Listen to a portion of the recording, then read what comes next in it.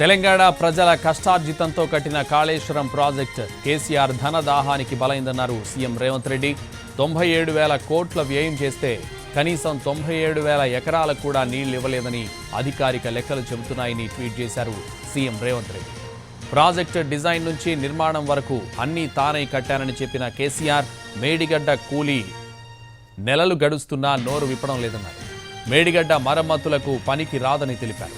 పూర్తిగా పునర్నిర్మాణం చేయాల్సిందేనని national dam safety authority అభిప్రాయపడిందని గుర్తు చేశారు సీఎం రేవంత్ రెడ్డి.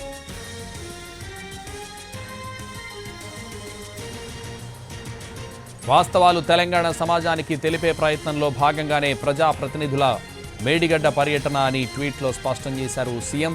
కేసీఆర్తో పాటు బీఆర్ఎస్ ప్రజాప్రతినిధులను కూడా ఆహ్వానించామన్నారు. బీఆర్ఎస్తో పాటు వారి చీకటి మిత్రులు బీజేపీ శాసనసభ్యులు మేడిగడ్డకు రావడం లేదని ట్వీట్లో రాసుకొచ్చారు. కాళేశ్వరం కేసీఆర్కు ఏటీఎంలా మారిందని, ప్రధాని మొదలు గల్లీ లీడర్ వరకు లొల్లి చేసే బీజేపీ నాయకులు వాస్తవాలు చూడటానికి క్షేత్రస్థాయికి రావడం లేదని మండిపడ్డారు. అన్ని పార్టీల శాసనసభ్యులు ఒకవైపు ఉంటే బీజేపీ, బీఆర్ఎస్ మాత్రం ఒకవైపు ఉన్నాయన్నారు. మేడిగడ్డ పర్యటనతో తెలంగాణ సమాజం 9.5 ఏళ్లు కేసీఆర్ పాలనలో విధ్వంసకరమైన జల దృశ్యాన్ని కళ్లారా చూడబోతోందని ట్వీట్ చేశారు సీఎం రేవంత్ రెడ్డి.